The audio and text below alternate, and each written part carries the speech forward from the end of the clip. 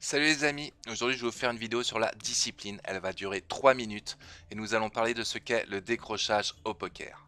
C'est parti. Alors qu'est-ce que c'est que le décrochage? C'est le fait que l'une de vos stats se déséquilibre dans le temps. C'est-à-dire que si vous avez joué 22-18 jusqu'à présent et que vous vous retrouvez à jouer 22-12, vous décrochez sur votre stat de PFR. Et c'est souvent ça qui va impacter sur vos résultats. Les joueurs ont tendance à toujours mettre ça sur le dos de la variance, sur le dos des padrons et ainsi de suite, alors que souvent c'est l'une de vos stats qui décroche dans le temps qui fait que vos résultats vont stagner ou chuter. Il va falloir pouvoir identifier ces décrochages. Et pour les identifier, il faudra faire un leak finder. Pour pouvoir faire un leak finder, il faudra évidemment un tracker, un nombre de mains suffisante et un joueur expérimenté ou un coach qui connaît les standards de chacune des stats. Alors ça va être assez difficile quand on débute parce qu'il faut connaître les standards au bouton, en small blind, en UTG, etc. etc.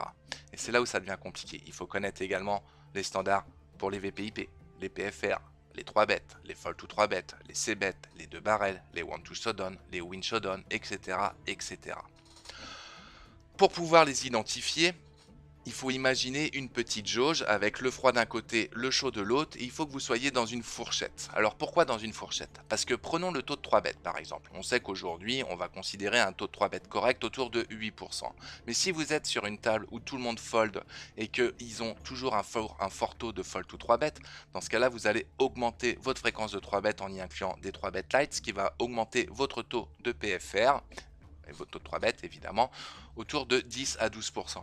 A l'inverse, si vous avez des tables de calling station, vous allez plutôt diminuer votre fréquence de 3 bêtes light pour optimiser pour orienter plutôt votre range de 3 bêtes en 3 bêtes value, ce qui diminuera votre fréquence autour de 6 à 7%.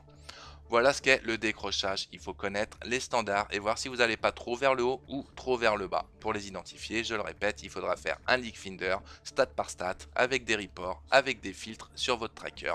Et c'est là où ça va devenir compliqué pour vous. Voilà, j'espère que cette vidéo vous a plu. N'hésitez pas à la liker, à faire un petit commentaire, à la partager. Et sur ce, good luck aux tables!